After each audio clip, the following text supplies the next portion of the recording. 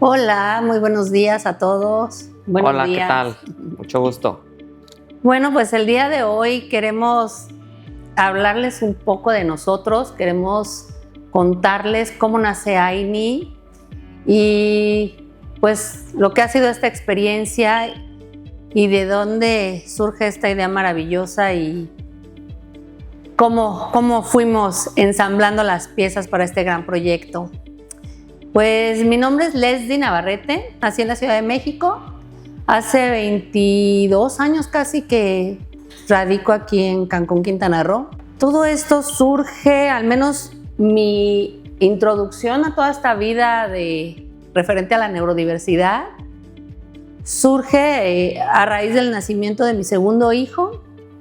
Él pues nace aparentemente nace como un niño 100% sano, empieza a crecer y pues vienen varias situaciones y pues al paso de los años resulta que él es diagnosticado con autismo. Y en ese andar, en algún momento que requiero ayuda al respecto, coincido con mi compañero y platícales un poco de ti.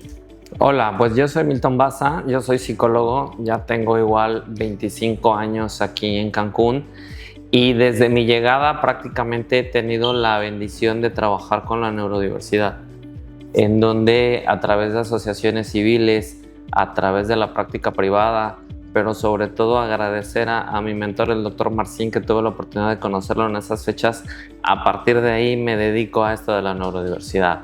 También he dedicado mi carrera profesional a otra gran pasión, que es la formación de estudiantes universitarios, para que obviamente nos ayuden. Entonces, en grandes rasgos me dedico a la especialidad de neurodiversidad, valoración, diagnóstico, intervención, asesoría, y es ahí donde coincide nuestra historia, porque conozco a Leslie como una familia más, como una mamita más que se acerca, como una escuela más que se acerca para pedir este apoyo y esa orientación.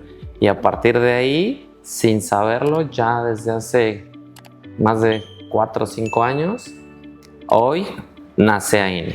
Sí, afortunadamente, y digo afortunadamente, el nacimiento de mi hijo me lleva a especializarme en el tema. Yo pensé como, no voy a tener otra manera de ayudarlo más que volviéndome experta en el tema. En ese momento yo no sabía que el tema en el que me iba a volver experta era en neurodiversidad. Yo pensaba como pues que estaba buscando técnicas y ayuda para él y que no había otra manera más que yo documentándome al 100%, y es ahí que empiezo toda mi formación. Durante ya muchos años no he parado de estudiar, de prepararme, y en este acompañamiento del aprendizaje y de buscar especialistas, pues voy con mi mejor maestro, que es mi hijo, ¿no? Y entonces era como esa necesidad de ayudarlo, pero no nada más a él, sino a todas estas familias que vamos conociendo en el camino y que nos vamos dando cuenta que sus papás pues se quedan como más pasmados, no saben cómo, y te empiezas a dar cuenta que esto es mucho más grande de lo que pensabas. La necesidad es mucho más. Y recuerdo perfecto haberte visto y me enseñaste las instalaciones de donde atendías todos los temas, y yo buscando un espacio para mi hijo.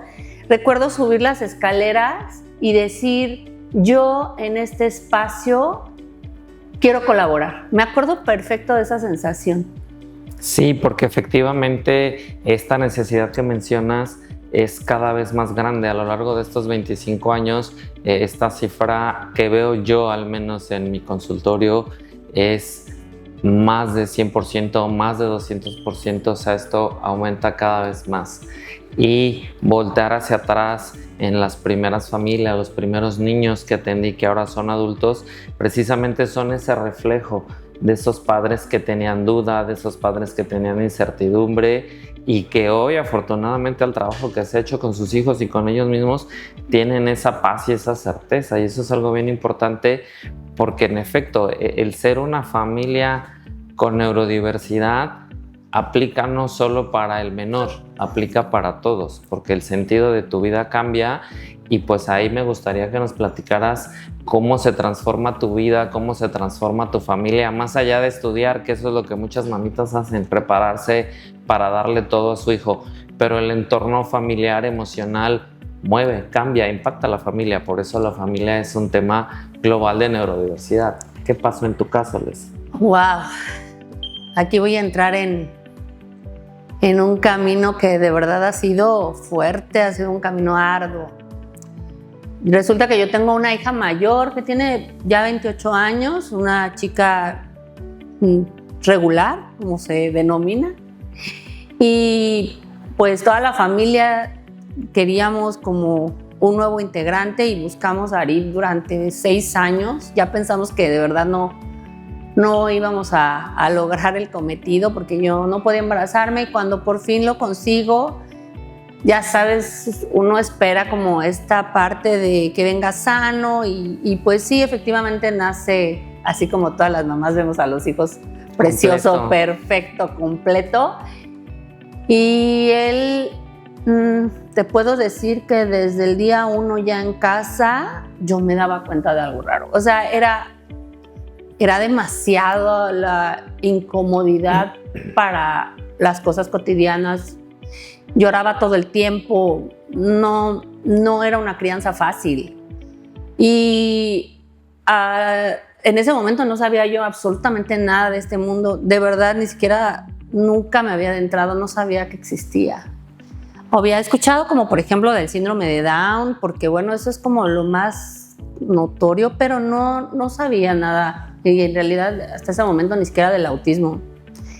Y ya avanzada en esto, pues llegó un momento en donde después de tantas situaciones en la guardería, en la casa, en la familia, se buscó un diagnóstico para él y pues sí, ya fue que nos dijeron que era autista y pues ahí empezó, ¿no?, esta búsqueda de soluciones y enfrentar este reto titánico de trabajo en donde ya no nada más es como la parte normal que es muy desgastante de la crianza, desde la alimentación, los cuidados.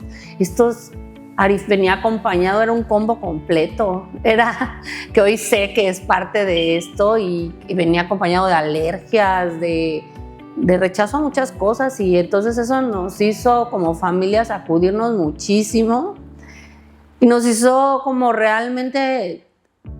Hoy te puedo decir que unirnos, o sea, porque verdaderamente era como un ratito tú, un ratito tú, un ratito yo, y entre todos buscar la solución.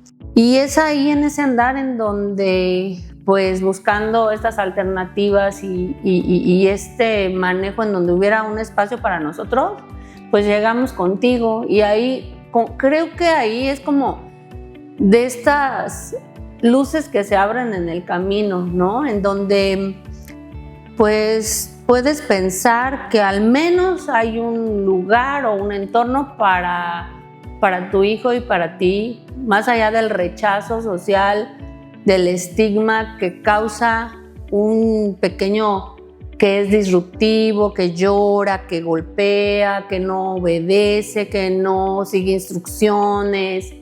Y es ahí donde pues empezamos como a sentar las bases de lo que hoy tenemos con este chico ya de 13 años, que la verdad es muchísimo, muchísimo más funcional.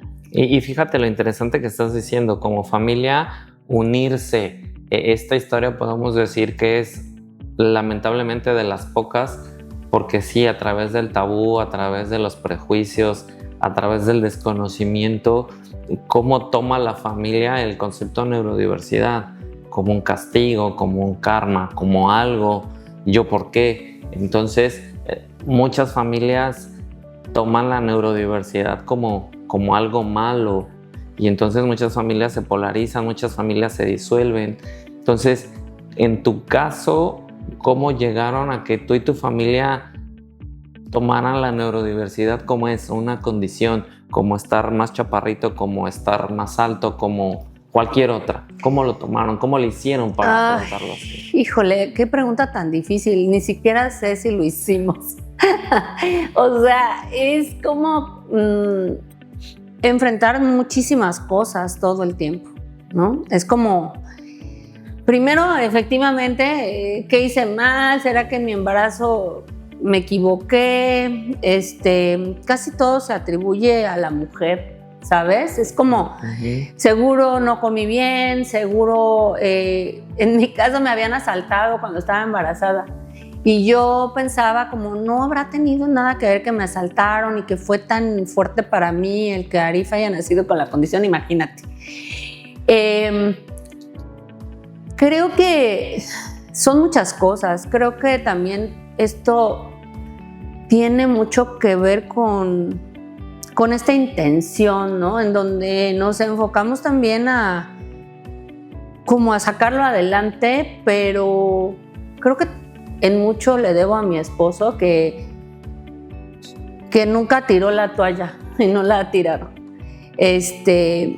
Creo que han sido pláticas con él hasta la fecha y no te puedo decir si al día de hoy está superado el duelo, no te lo puedo asegurar. Lo que sí te puedo decir es que vivimos de una manera plena, aún a pesar de lo difícil que es enfrentar el reto.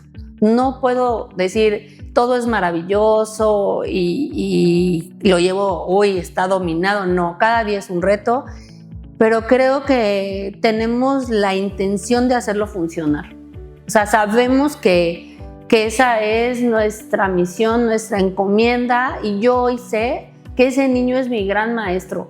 Hoy estoy tan agradecida porque gracias a él estoy parada aquí, en donde me gusta tanto, disfruto tanto, que creo que no habría encontrado toda esta pasión si no hubiera sido por él. Entonces sí logro ver como lo bueno de todo esto, aunque no puedo minimizar lo difícil que es.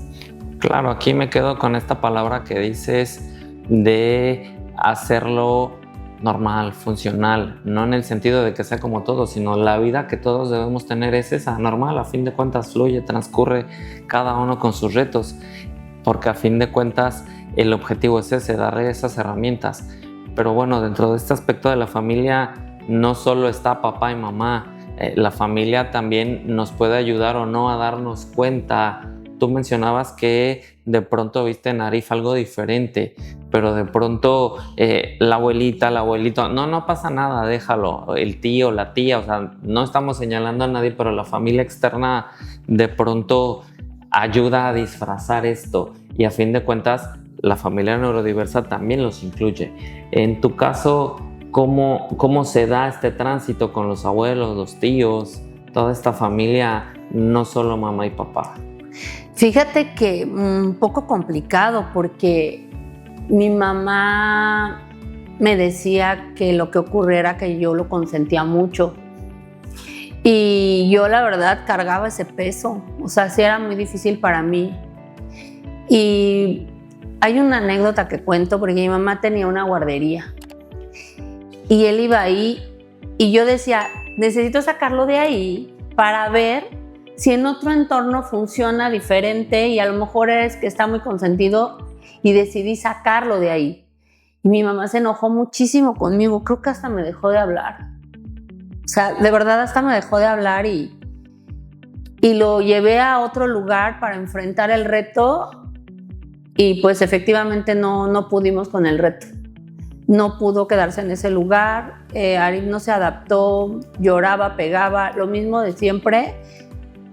Y pues tuve que agachar la cabeza, regresarlo con mi mamá, pero entender que sí había un tema con él. Y después, en el caso de Arif, que está medicado, esa fue otra historia, porque ahí todo el mundo te dice que no, que estás mal. Otro reto al medicamento. Y mi mamá me decía que cómo era posible, o la familia, o sea, era como complicado, y aún a pesar de todo lo hice. Y la verdad creo que es lo mejor, o sea, creo que aquí un mensaje importante para las familias y para las mamás que yo he aprendido y que lo comparto siempre es como que conecten con ellas. Las mamás sabemos Aunque nuestro hijo sea neurodiverso, las mamás sabemos. El problema es cuando nosotros nos desconectamos de nosotras y empezamos a escuchar alrededor, nos perdemos. Y es ahí en donde perdemos la guía. Es como si estuviéramos dotadas del don para atenderlo. O sea, aún con las necesidades especiales que tienen. Y hoy hago eso. Hoy hago oídos sordos cuando veo que mi hijo está en dificultades, en crisis, cuando veo que no está funcionando bien. Hoy hago oídos sordos, conecto conmigo, con el don de mamá que tengo y busco el camino que creo que es y de verdad me funciona.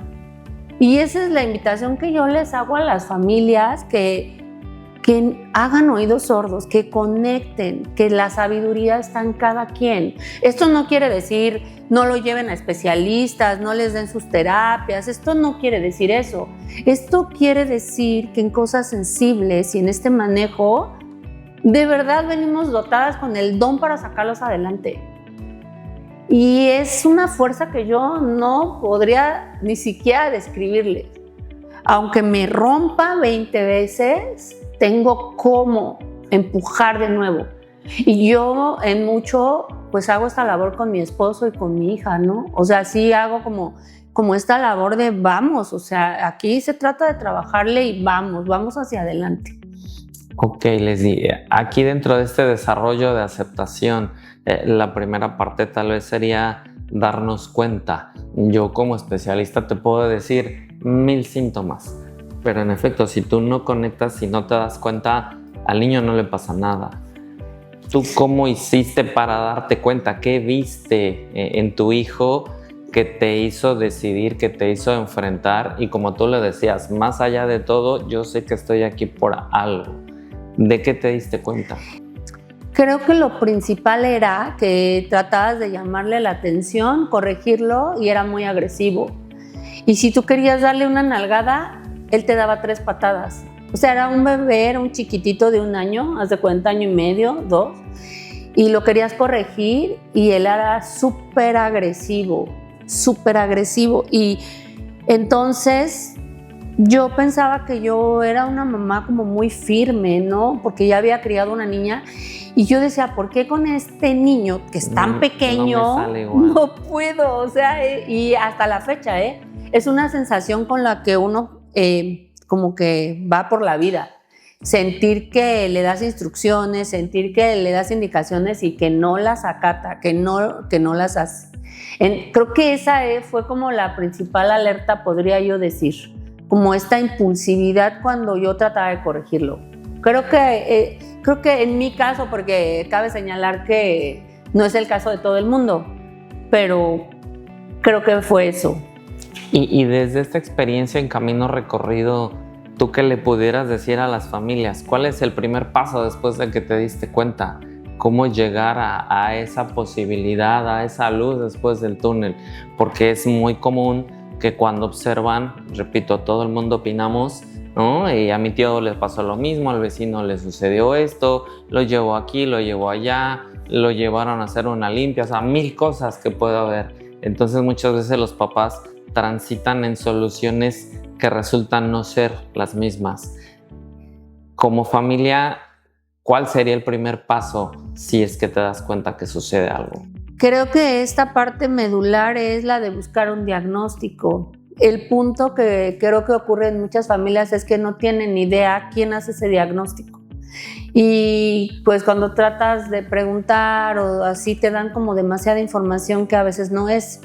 Entonces, de por sí es una situación en donde como que tienes, haz de cuenta, signos de alerta, pero luego cambian, por ejemplo, y eso es lo que te hace oscilar entre si estará mal él o estaré mal yo. Son estos signos en donde ves que hace cosas que no son las esperadas, pero a veces sí hace las esperadas, y entonces dices, no, igual y no está tan mal, igual y soy yo. Y ese trance, para poder realmente asumir si hay un problema, te lleva, ok, veo que hace conductas que no, y luego ¿qué hago, no? O sea, porque si le duele el estómago, pues lo llevo al pediatra. Si se cayó y se golpeó, lo llevo al hospital. O sea, cosas así en donde tienes la respuesta inmediata, pero si estoy viendo que su conducta no es la esperada, si estoy viendo que es como impulsivo, que llora mucho, o sea, esto, ¿quién lo atiende, no? O sea, no es como nadie te lo ha dicho nunca. Y creo que ahí es donde muchas familias se quedan estáticas porque no saben. Y esta razón de esta plática es justo eso, que sepan que ahí es donde buscamos un diagnóstico con un especialista, ¿no? El diagnóstico es tan importante y puede ser tu mejor amigo, pero también convertirse en un lastre y en tu peor enemigo. ¿Cómo reacciona la familia ante un diagnóstico? ¿Cómo después de buscar, de hacer, de intentar soluciones, cuando ya se tiene, cómo toma la familia un diagnóstico, Lucy? Wow. Haz de cuenta que me estoy regresando como 12 años. Es desolador. Y creo que para evitar que sea desolador, en mucho, también por eso nace AINI. Porque la intención justo es brindar como este acompañamiento, no nada más a las familias que lo enfrentan, sino las escuelas que lo enfrentan, las empresas que lo enfrentan, y que sepan cómo se hace. Y creo que por eso lo maravilloso de hacer visible lo invisible y de trabajar ahora en conjunto para darle vida a AINI. Tienes toda la razón. Esto que acabamos de presenciar, esto que acabamos de escuchar, pues es la historia de miles de personas. No solo en Cancún, no solo en nuestro estado, es miles, millones de personas en el mundo que se enfrentan a una situación de neurodiversidad. Y desde esta perspectiva humana, en unión con esta perspectiva profesional, en donde ya platicaremos después las partes técnicas, cómo hacer, qué hacer. Es por eso que AINI tiene esa importancia en su razón de ser, en generar esta luz al final del puente, este halo de esperanza, este confort, esta paz, esta calidad de vida que requieren todas las familias. Pero en efecto, no solo es la persona, no solo es la familia, somos todos. Ya nos iremos dando cuenta que la neurodiversidad cada vez está en más familias, cada vez está más presente y esto va creciendo. Entonces, sí reconozco y admiro que la vida nos pone en los lugares donde queremos estar, donde podemos estar y donde podemos conocer estas historias de vida, conocer estas familias y tener la oportunidad y el honor de ser parte de esta transformación. Sí, creo que de ahí las siglas, en donde somos una asesoría integral en neurodiversidad e inclusión y que buscamos, porque la neurodiversidad no solo son aquellas personas que sus retos son fuertísimos, la neurodiversidad van desde cosas muy sencillas hasta cosas muy complejas. Y es este reto de vida que enfrentan en todos los ámbitos, tanto escolares como en sus lugares de trabajo, como en sus familias, como en los entornos sociales. Y para eso nacimos y para eso estamos. Pienso que tenemos esta misión y creo que es una misión muy importante que va a permitir que verdaderamente se logre la información, el acompañamiento y todo lo que conlleva a atender y a saber todo referente a la neurodiversidad. Claro que sí, y bueno, al menos por mi parte sería todo, sin dejar de recordar que neurodiversidad somos todos y efectivamente nuestra misión es hacer visible lo invisible. Gracias, Leslie. Gracias a todos.